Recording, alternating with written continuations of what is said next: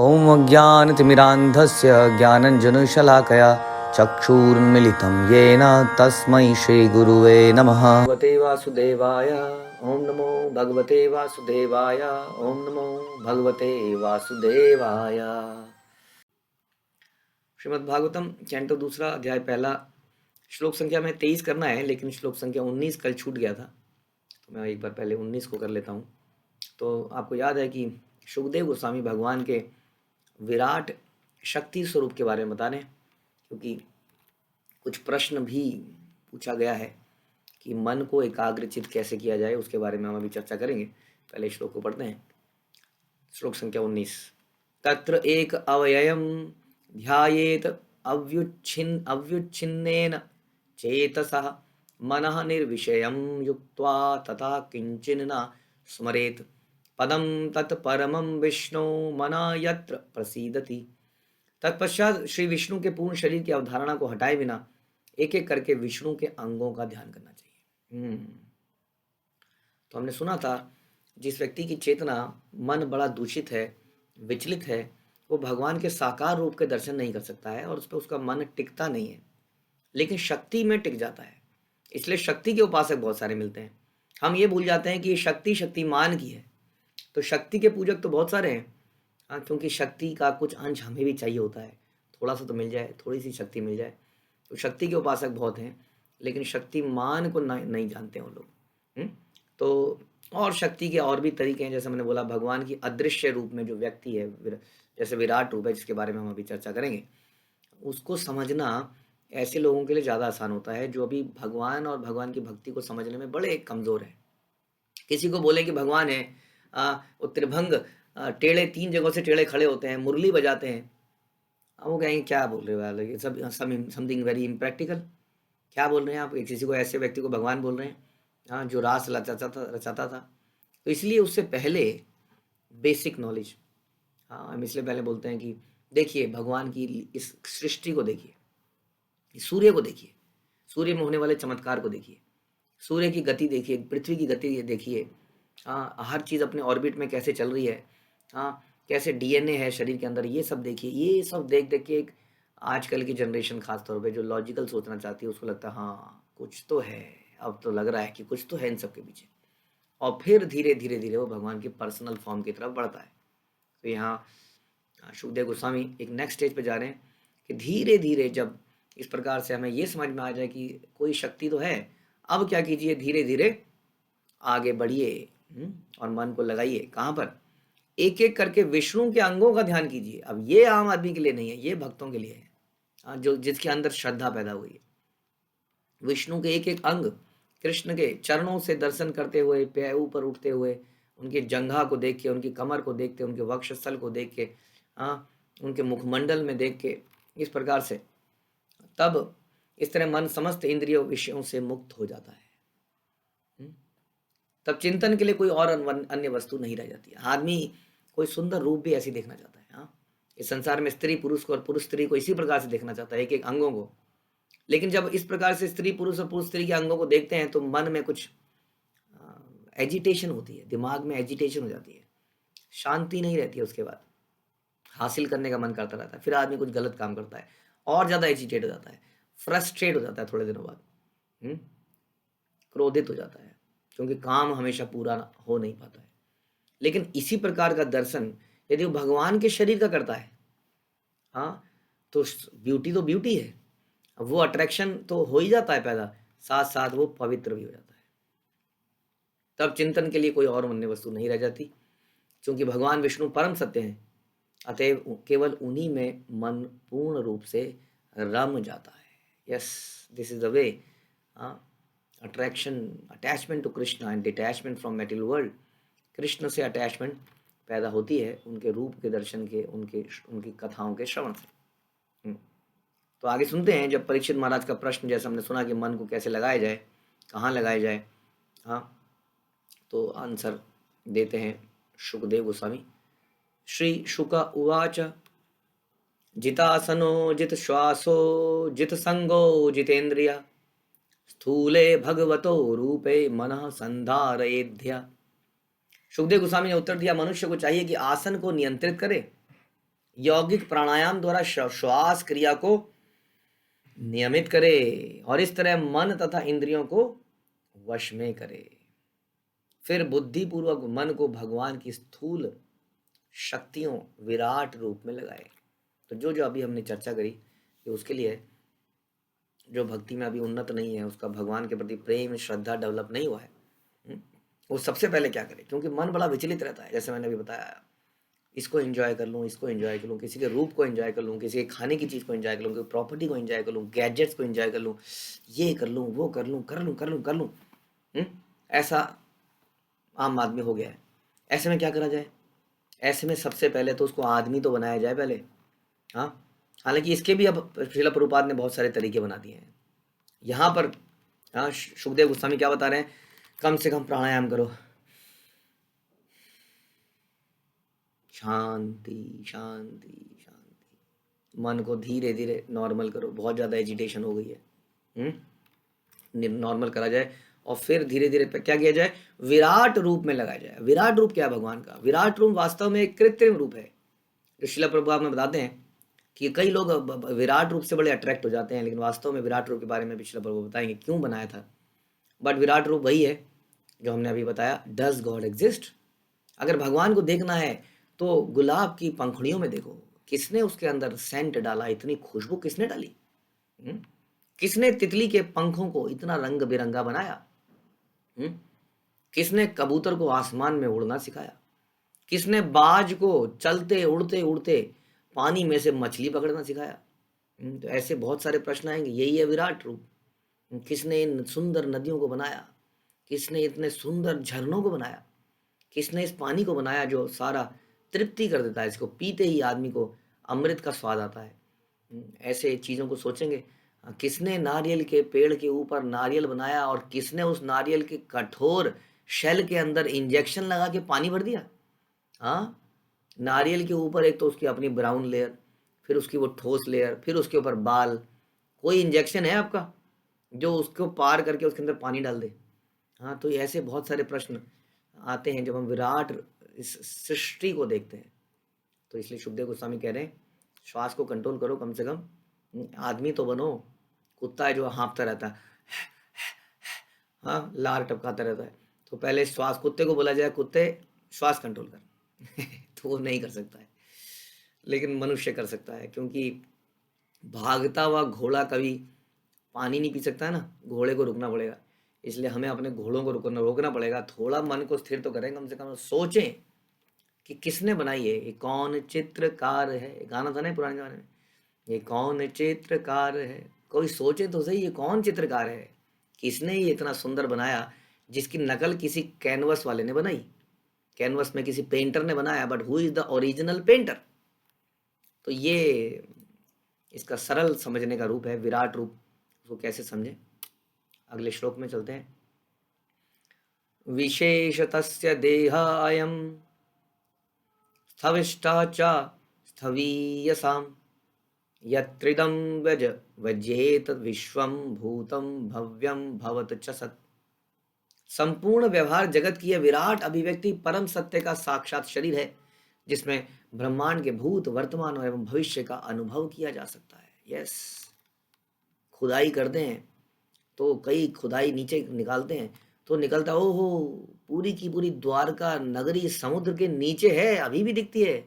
पुरातत्व विभाग खोज करते हैं, आपको मालूम ही होगा कि द्वारका नगरी पूरी समुद्र के नीचे पाई जाती है। राम सेतु पाया जाता है। खुदाई में क्या क्या चीजें निकलती हैं नीचे से, हाँ, भूत भविष्य सब समझ में आता है इस सृष्टि को जब हम देखते हैं तो। हाँ, तो प्रभुपाद बताते हैं कि कोई भी वस्तु, चाहे भौतिक हो आध्यात्मिक हो, भगवान की शक्ति का विस्तार है। जैसे मैंने बोला, शक्ति है ये भगवान की और उसी का विस्तार है, वो शक्तिमान है। सर्वशक्तिमान भगवान अपनी दिव्य आंखें, सिर और अनेक शारीरिक अंग होते हैं जो सर्वत्र व्याप्त हैं। वे कहीं भी सर्वत्र देख सकते हैं, सुन सकते हैं, छू सकते हैं, अपने आप को प्रकट कर सकते हैं, क्योंकि वह समस्त सूक्ष्म जीवों में परमात्मा के रूप में सर्वत्र विद्यमान हैं। कई बार मनुष्य सोच लेता है, अच्छा तभी तो तुम लोग मूर्ख हो, तुम लोग कृष्ण को भगवान बोलते हो। बताइए, 2 आंखों वाला, 2 हाथों वाला, 2 पैरों वाला, और यहाँ लिखा है भगवान के तो पता नहीं कितनी आंखें हैं, कितने मुंह हैं, कितने ऐसे हैं। तो इसलिए साक्षात रूप को नहीं समझ पाते हैं। धीरे धीरे हमें समझ में आएगा इसी भागवतम में कि क्या कहना चाह रहे हैं। हम्म? यह सापेक्ष जगत भी उनका व्यवहारिक प्रस्तुतिकरण है। सापेक्ष जगत तो हम देखते हैं वह उनका भगवान की शक्ति का मैनिफेस्टेशन है, क्योंकि यह दिव्य उनकी दिव्य शक्ति के विस्तार के अतिरिक्त कुछ भी नहीं है। जो भी हम देख रहे हैं वो क्या है? भगवान की शक्ति का विस्तार। यद्यपि वो अपने धाम में रहते हैं किंतु उनकी शक्ति सर्वत्र उसी तरह वितरित रहती है जिस प्रकार सूर्य स्थिर रहकर भी सर्वत्र प्रसारित रहता है। क्योंकि सूर्य की किरणें सूर्य से अभिन्न होने के कारण सूर्य गोलक का विस्तार ही मानी जाती है। सूर्य तो अपनी जगह पे है कि नहीं, लेकिन सूर्य की धूप कैसी लगती है आजकल। धूप, सर्दियों में आदमी धूप देखते ही भागता है, धूप धूप धूप। लेट जाओ। और सूर्य कहाँ है और हम कहाँ हैं? बताइए कितना डिस्टेंस आप जानते हैं। फिर भी हम सूर्य का अनुभव कर लेते हैं बैठे बैठे उसकी किरणों के माध्यम से। अब आप कहेंगे नहीं नहीं, ये तो सूर्य की किरणें हैं, सूर्य थोड़ी है। तो किरणें भी तो सूर्य का ही पार्ट हैं, उसी की तो शक्ति है। उसी प्रकार भगवान सर्वत्र व्याप्त है अपनी शक्तियों के माध्यम से परमात्मा रूप में, लेकिन वो वास्तविक रूप में अपने धाम में नित्यवास भी करते हैं, ऐसा बताया जाता है। विष्णु पुराण में यह कहा गया कि जिस प्रकार अग्नि एक स्थान में रहकर अपनी किरणें और ऊष्मा फैलाती है। अब सर्दियों में आप देखेंगे लोग आग जलाते हैं। अब आग के ऊपर कोई बैठ के आग तो नहीं सेकता ना। तो उसका रोस्टेड मीट बन जाएगा उस आदमी का। आग जलाता है बहुत दूर, 4-5 मीटर दूर से हाथ सेक रहा होता है। बढ़िया बढ़िया, पास नहीं जाना है। अग्नि इतनी दूर है, अग्नि का प्रभाव दूर से महसूस किया जा सकता है। ये तो अग्नि है, साधारण से अग्नि। तो उसी का एग्जाम्पल देके बता रहे हैं। उसी प्रकार परमात्मा या भगवान अपनी बहुविध शक्ति से सर्वत्र अपना विस्तार करते हैं, लेकिन अपने धाम में बने रहते हैं। विराट ब्रह्मांड की अभिव्यक्ति उनके विराट शरीर का अंश मात्र है। कुछ दिन पहले किसी ने पूछा था प्रश्न, आपने सुना होगा कि क्या कोई पैरेलल वर्ल्ड भी है? इसका मतलब हमें तो पता ही नहीं था। यस, बिल्कुल पैरेलल वर्ल्ड है। ये तो एक छोटा सा अंश है। हम सोच रहे हैं कि ये तो इतना बड़ा है, कौन सा जगत, कोई और जगत भी है क्या? क्योंकि हमने तो स्वर्गवासी, स्वर्ग, नरक यही सब सुना, इससे आगे तो कभी सुन ही नहीं पाए। अभी तो हमने स्वर्ग का ही नहीं पता है कि स्वर्ग कहाँ पर है एग्जैक्टली। शास्त्र बताते हैं कि स्वर्ग कहाँ है, लेकिन ये पूरा स्वर्ग, सत्यलोक, जितने भी जनलोक, 14 प्लैनेटरी सिस्टम, ये भी उस विराट रूप का केवल अंश है, ये बता रहे हैं यहाँ पर। यानी कि भगवान की शक्ति बहुत ज्यादा है। इससे अल्पज्ञ लोग भगवान के सर्व आध्यात्मिक दिव्य स्वरूप की कल्पना नहीं कर पाते, भगवान के श्याम सुंदर रूप की कल्पना नहीं कर पाते, लेकिन वे उनकी विभिन्न शक्तियों को से आश्चर्यचकित हो जाते हैं। यस, क्योंकि किसी आदमी की शक्तियों से बड़ा उसका है ना। कोई आदमी दिखाए, कोई साधारण सा आदमी जा रहा है, जैसे कोई साधु ही जा रहा है, कोई उसको छेड़ेगा, कोई उसकी दाढ़ी खींच लेगा, ऐसा होता है ना। कई बार बच्चे उसको छेड़ देते हैं, लेकिन अचानक से वो कुछ अगड़म शगड़म शगड़म करके कुछ कर दे, उसके हाथ में सांप आ जाए, कुछ आ जाए, तो अरे स्वामी जी स्वामी जी स्वामी जी। तो चमत्कार को नमस्कार है। जब आदमी शक्तियां देखता है ना तो सब नमस्कार करने लगते हैं। तो उसी तरह से भगवान के सौम्य, साधारण, ऑल अट्रैक्टिव कृष्णा फॉर्म को केवल श्रद्धावान लोग ही प्रेम कर पाते हैं, बाकी लोग तो शक्ति को चाहते हैं। इसलिए दुर्योधन ने क्या बोला? दुर्योधन ने कहा मुझे आपकी नारायणी सेना चाहिए, हे कृष्ण। ये आप क्या करेंगे? आपने तो प्रण लिया लड़ाई करेंगे नहीं, आप तो यूजलेस हो गए। तो इसलिए शक्ति के पुजारी बहुत सारे हैं संसार में भी। देखते हैं ना, देवी माँ के पुजारी कितने हैं। शक्ति सबको चाहिए, लेकिन वो शक्ति किसको बिलोंग करती है, किसकी है, उससे हमें क्या मतलब। कोई कन्या अच्छी है तो हमारी हो जानी चाहिए, किसी की पत्नी है तो उससे मुझे क्या मतलब। ऐसा विचार है संसार में। भोग लो, किसका है बाद में सोचेंगे, खा लो पी लो मजे करो। तो यहाँ बता रहे हैं कि विभिन्न शक्तियाँ संसार में, लोग भगवान के स्वरूप को तो समझ नहीं पाते हैं, लेकिन उनकी शक्तियों से बड़े आश्चर्यचकित होते हैं।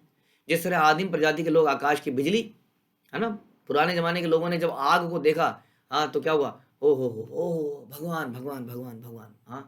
आग के आसपास जाके घूमने लगे, आग को ही देवता मानने लगे, आग को ही भगवान मानने लगे। अल्पज्ञ लोग इस प्रकार शक्ति को देख के आश्चर्यचकित हो जाते हैं। वे लोग व्याघ्र तथा हाथी के बल की प्रशंसा तथा श्रेष्ठ शक्ति तथा शौर्य के लिए करते हैं।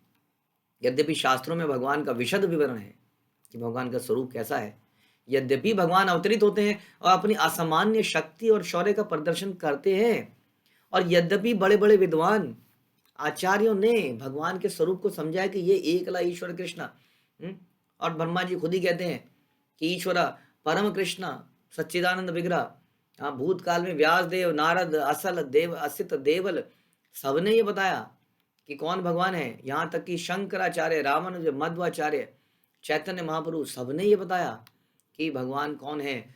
फिर भी असुरगण नहीं मानते हैं। और कोई बता रहा था मैं आजकल में ही कि एक प्रांत के एक संप्रदाय के लोग हैं, उनको बोला गया कि तुम कृष्ण को क्यों नहीं मानते हो। उसने कहा जी हमें तो मना किया गया है, हमारी माता जी ने मना किया कि कृष्ण को भगवान नहीं मानना है। क्यों क्यों नहीं मानना है? क्योंकि हमें बताया गया है कि जो जन्म लेता है वो भगवान नहीं हो सकता है। बताइए। अब कैसे समझाएं उनको ये सारी बात कि भगवान अवतरित होते हैं? इसका मतलब वो कहेंगे कि सूर्य तो जन्म लेता है, रोज सूर्य जन्म लेता है। बहुत बढ़िया है, सूर्य रोज जन्म लेता है, सूर्य तो अवतरित होता है, सूर्य तो कभी अस्त होता ही नहीं है। लेकिन हमें लगता है कि सूर्य का जन्म हुआ है। इस तरह से संसारिक लोग ये सब देखते हैं, उत्सव, जन्माष्टमी उत्सव मनाया जा रहा है, अरे ओहो भगवान का बर्थडे मनाया जा रहा है, अच्छा ये तो पैदा हुए थे, ये भगवान कैसे हो सकते हैं? ये सारे शास्त्रों को पढ़ेंगे तभी तो उनको समझ में आएगा कि वास्तविकता क्या है। कितने आचार्यों ने, कितने व्यास देव, नारद, असित देवल, और जब हमने सुना शंकराचार्य, रामानुजाचार्य, मध्वाचार्य, इतने विद्वान लोग, साधारण लोगों ने इसको स्वीकार किया है कि कौन ईश्वर है। लेकिन हम केवल शक्ति के ही पुजारी है। असुरगण भगवान के अस्तित्व को फिर भी नहीं मानते। असुरगण शास्त्रों में, किसी शास्त्रों से तो उनको कोई स्वीकार ही नहीं है, अपने लॉजिक से समझने का प्रयास करते हैं। अपने लॉजिक से यदि हम समझते हैं तो संसार में कितने हमें कन्फ्यूजन जाती हैं। आपको मालूम है आपके घर में लड़ाइयाँ होती होंगी, पति पत्नी की, भाई बहन की, बेटे बाप की। आप देखेंगे वो लड़ाइयाँ अक्सर क्यों होती हैं, अपने हृदय में झांक के देखिए, अक्सर गलत फहमी से होती है। मेरे कहने का तो ये मतलब नहीं था, अच्छा तुमने ऐसा क्यों बोला, नहीं मैं तो ये कहना चाह रहा था, है ना। कितने कन्फ्यूजन हो जाते हैं जस्ट आपस में रहने से ही। कितनी छोटी सी बुद्धि है हमारी, हम किसी के वचनों को कुछ और ही समझ लेते हैं, उसका कुछ और ही मतलब निकाल लेते हैं, और मन मुटाव हो जाता है। हमारी बुद्धि इतनी छोटी है कि आपस के दो चार रिश्तों को नहीं संभाल पाती, वो भगवान को कैसे समझेगी। हमें हर दूसरे दिन अपने संबंधियों पे डाउट जाता है, कई बार गुरु पे डाउट जाता है किसी बात को कहने पर। इतनी छोटी समझ है हमारी, और हम चले हैं भगवान को अपनी बुद्धि से समझने के लिए कि भैया वो तो पैदा हुए थे। ये तो पढ़ लीजिए कि शास्त्रों में क्या लिखा है कि कौन भगवान है। तो ये बता रहे हैं, अर्जुन द्वारा प्रार्थना किए जाने पर भगवान कृष्ण ने असुरों के लिए विराट रूप प्रदर्शित किया। अब जानते हैं गीता में जब अर्जुन ने प्रार्थना करी तो भगवान ने अपना विराट रूप प्रदर्शित किया, जिसमें अर्जुन ने सारा संसार देखा। भगवान का शुद्ध भक्त भगवान के ऐसे संसारी विराट शरीर को देखने का आदि नहीं है, इसलिए देख नहीं पा रहा था, तो उसे दिव्य ज्ञान दिए गए। हाँ, ध्यान रखिए, बड़ा इंपॉर्टेंट बात है। कई लोग कहते हैं देखिए देखिए देखिए ये है कृष्ण का असली रूप, ये विराट रूप, देखिए इसको देखने के लिए दिव्य नेत्र दिए गए। अरे क्या दिव्य नेत्र दिए गए? बाद में अर्जुन ही बोलता है नहीं नहीं ये हटाइए, इसको नहीं देखना है, आपने ओरिजिनल रूप में आइए, ये अच्छा नहीं लगा। हाँ, भक्त को भगवान की शक्तियों से मतलब नहीं है, भक्त को भगवान से प्रेम होता है। कई बार पिताजी घर में बैठे हैं और कोट पैंट में बैठे हैं और कुर्सी में ऐसे बैठे हैं, बेटा आएगा, पिताजी बहुत हो गया बस करो, ये ऑफिस ऑफिस ऑफिस बंद करो ना, ये सब कुछ थोड़ा सा खेलो कूदो, उतारो ये कोट पैंट, जरा जरा स्पोर्ट्स के कपड़े पहनो, घर वाले कपड़े पहनो, आओ जरा। क्योंकि बच्चे को उसमें देख के कोई अट्रैक्शन नहीं है कि पिताजी कितने ऑपुलेंट लगते हैं, क्योंकि उसको प्रेम है। इसलिए भगवान के भक्त भगवान के इस विराट रूप को से कोई सरोकार नहीं है, वास्तव में उनको शक्ति से कोई सरोकार नहीं है। लेकिन कल को कोई व्यक्ति ये ना कहे कि विराट रूप क्या है, वास्तव में ये विराट जो है, यही जो अदृश्य है, जो सर्वत्र व्याप्त है, यही भगवान है बस, भगवान का कोई विशेष रूप नहीं है।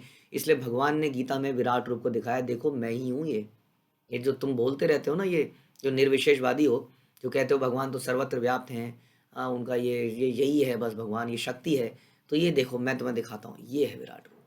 और उसके बाद में दिखाते हैं, देखो ये चतुर्भुज रूप को देखो, अब देखो ये द्विभुज रूप को। ये मेरे से कृष्ण ने क्या दिखाया, कृष्ण ही तो थे, कृष्ण ने अपने में से विराट रूप निकाला और गायब किया और फिर कृष्ण रूप में खड़े रहे। तो who is the source of virat roop? Krishna is the source of virat roop. ये भगवान ने क्लियर कर दिया ऐसे लोगों के लिए जो आगे जाके कुछ कंफ्यूजन क्रिएट करते। इसीलिए भगवान अर्जुन ने प्रश्न पूछा और भगवान ने विराट रूप का दर्शन कराया। तो भगवान का विराट रूप अर्जुन के लिए लाभ के लिए नहीं है या नहीं था, किंतु अल्पज्ञ व्यक्तियों के लिए है, जो हर किसी को अवतार भी मान लेते हैं। प्रभुपाद कह रहे हैं अगर कोई अवतार मानता है तो बोलो हाँ जी बाबा जी जरा विराट रूप दिखाओगे आप भी। तो भगवान के विराट रूप का प्राकट्य एक साथ नास्तिकों के लिए चुनौती है, असुरों के लिए कृपा है। और भगवान के जो विराट रूप को समझ सके और इस तरह धीरे धीरे अपने हृदय को के मल को स्वच्छ कर सके, यानी कि हमारे लिए क्या समझना है इसमें, हम विराट रूप से क्या समझें कि भगवान की सृष्टि है, ये भगवान की शक्ति है और इस शक्ति के पीछे एक व्यक्ति का हाथ है, जिसको हम कहते हैं ईश्वर परम कृष्ण सच्चिदानंद विग्रह अनादिरादिर गोविंद सर्व कारण कारणम। हरे कृष्णा। तो आप सबसे अनुरोध है कि ईश्वर के इस असली सोर्स को समझें, उसको पूजें। लेकिन जब तक हम इस स्थिति में नहीं आए हैं तब तक भगवान की शक्तियों को देखकर उसको ग्लोरीफाई करें और ग्रेटफुल फील करें कि मुझे ये शरीर मिला है जिससे मैं उनको जानने का प्रयास करूँगा, और धीरे धीरे अपनी श्रद्धा बढ़ाएं भगवान के उस विशेष रूप के ऊपर जिसका नाम है श्री कृष्ण। हरे कृष्ण। श्रील प्रभुपाद की जय। ग्रंथराज श्रीमद् भागवतम की जय।